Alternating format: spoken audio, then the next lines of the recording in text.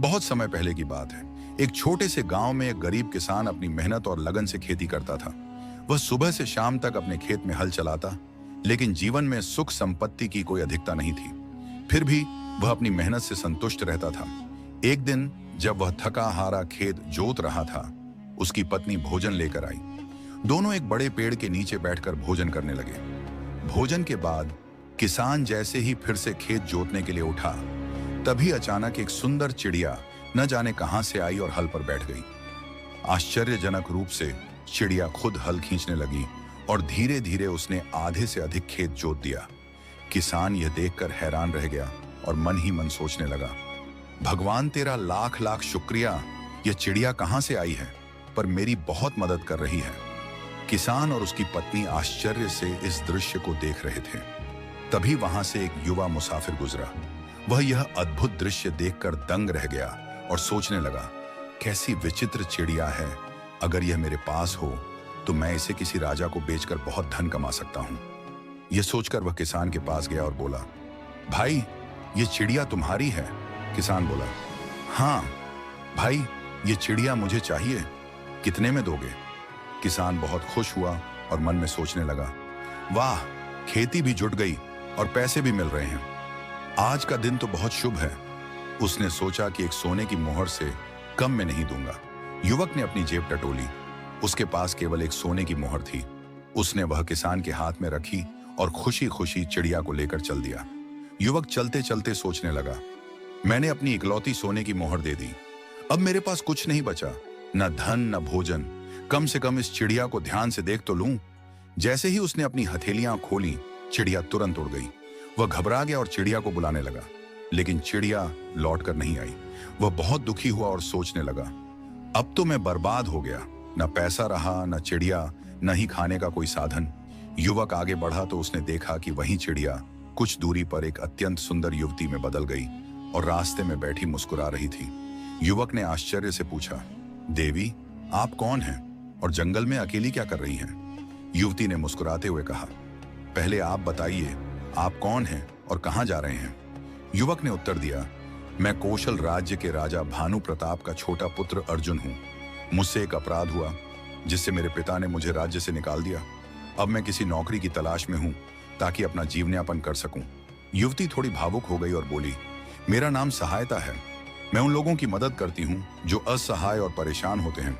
मैं आपके साथ चलना चाहती हूं। अर्जुन ने कहा, ठीक है, लेकिन जैसा भी खाऊंगा, जैसा भी रहूंगा, तुम्हें भी वैसा ही सहना पड़ेगा। सहायता ने सहमति में सिर हिला दिया। दोनों साथ साथ आगे बढ़ने लगे। रास्ते में उन्होंने देखा कि एक नेवला और एक सांप भीषण युद्ध कर रहे थे। सहायता बोली, ये एक दूसरे को मार डालेंगे। अर्जुन, तुम अपनी टांग काटकर फेंक दो, तब इनकी लड़ाई रुक जाएगी। अर्जुन चौंक गया, क्या तुम पागल हो क्या? मैं अपनी टांग काट दूंगा तो मर जाऊंगा। सहायता बोली, डरने की जरूरत नहीं, मुझ पर भरोसा रखो, तुम्हारी टांग वैसी ही वापस आ जाएगी।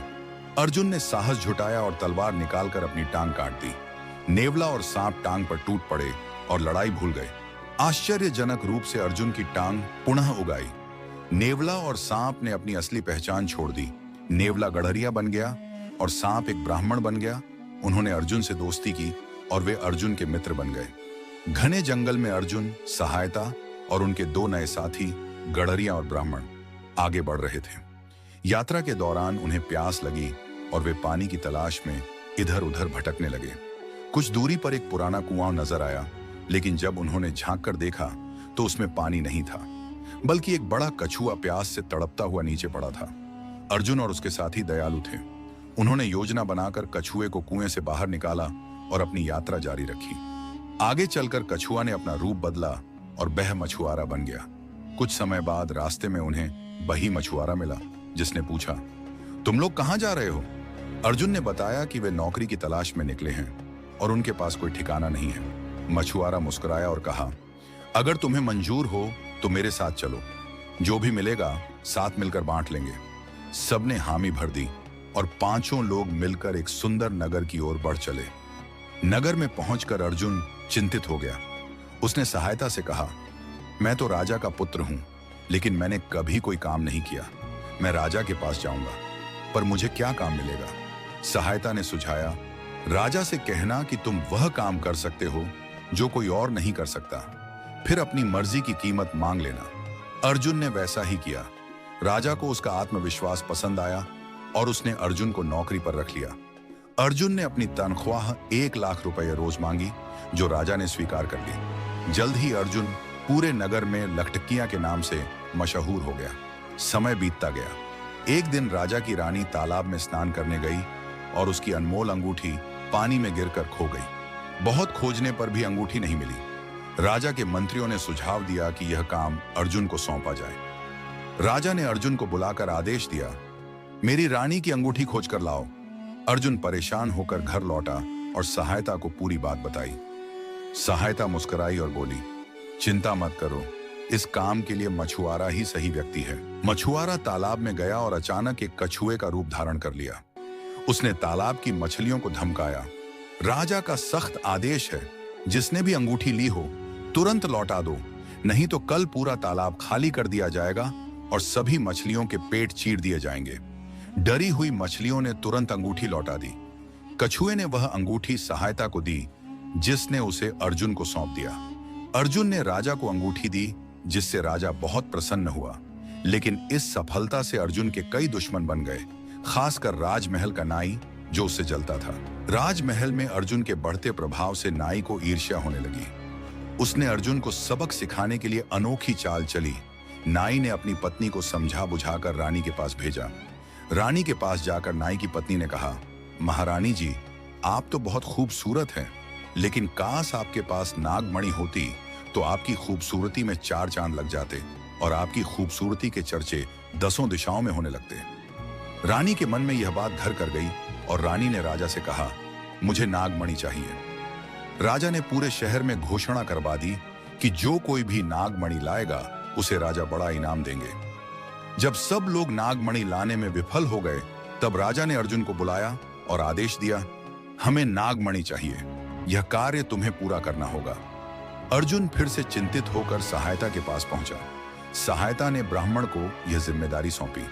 ब्राह्मण ने नाग का रूप धारण कर लिया और नागलोक पहुंचा। उसने वहां के नागों को चेतावनी दी, राजा का आदेश है, अगर नागमणि नहीं दी गई तो कल सभी नाग बिलों में खौलता हुआ तेल डाला जाएगा। एक वृद्ध नाग, जिसके पास नागमणि थी, डरकर उसे ब्राह्मण को सौंप देता है। ब्राह्मण ने वापस आकर सहायता को नागमणि दी और सहायता ने उसे अर्जुन को सौंप दिया। जब अर्जुन ने नागमणि राजा को दी तो राजा बहुत प्रसन्न हुआ, लेकिन नाई की ईर्ष्या और भी बढ़ गई। कुछ समय बाद राजा ने एक विशाल यज्ञ का आयोजन किया। नाई ने फिर एक चाल चली और राजा से कहा, महाराज, यह यज्ञ तब तक पूर्ण नहीं होगा जब तक आपके पूर्वज स्वयं इसमें सम्मिलित न हों। अर्जुन को स्वर्ग भेजकर उन्हें निमंत्रण दिलवाइए। राजा ने अर्जुन को बुलाकर आदेश दिया, स्वर्ग जाओ और मेरे पूर्वजों को यज्ञ में आमंत्रित करके लाओ। अर्जुन हताश होकर सहायता के पास गया। सहायता ने उसे एक तरकीब बताई। सहायता ने कहा, मेरी एक सहेली है परी, हम लोग परी से मदद लेंगे। जब आग से पहले भयंकर धुआं उठेगा, तभी परी तुम्हें आग के ढेर से निकाल लेगी। अर्जुन को यह तरकीब अच्छी लगी। फिर अर्जुन राजा के पास गया और राजा से कहा कि एक विशाल लकड़ियों का ढेर लगाया जाए और उसमें आग लगाई जाए। अर्जुन उसमें बैठ गया और चारों ओर धुआं फैलने लगा। तभी परी अदृश्य रूप से उड़कर गई और अर्जुन को आग से बचा लाई। सबको लगा कि अर्जुन जलकर स्वर्ग चला गया। 3 दिन बाद अर्जुन अपने घर से निकला और राजा के पास गया। उसे देखकर सभी आश्चर्य में पड़ गए। राजा ने पूछा, तुम तो स्वर्ग गए थे और मेरे पूर्वज कहाँ हैं? अर्जुन ने उत्तर दिया, हाँ महाराज, मैं स्वर्ग गया था और आपके पूर्वजों से मिला। महाराज, आपके पूर्वज बहुत नाराज हैं। उन्होंने कहा है कि निमंत्रण देने का कार्य नाई का है। जब तक नाई नहीं आएगा वे नहीं आएंगे। और उनके दाढ़ी बाल भी बहुत बड़े हो गए हैं। वह नाई से दाढ़ी बाल कटवाएंगे, उसके बाद आपके पूर्वज आएंगे। राजा को बात समझ में आ गई। उसने नाई को बुलाया और आदेश दिया, अब तुम भी स्वर्ग जाकर मेरे पूर्वजों को निमंत्रण दो। अब नाई घबराया, लेकिन उसे भी लकड़ियों के ढेर में बैठा दिया गया और आग लगा दी गई। इस बार नाई सच में जलकर भस्म हो गया। जैसी करनी वैसी भरनी। नाई को उसके कर्मों की सजा उसको अपनी जान देकर चुकानी पड़ी। राजा को सच्चाई समझ में आ गई और उसने अर्जुन की चतुराई की सराहना की। उसने भव्य यज्ञ किया और अर्जुन को सम्मानित किया।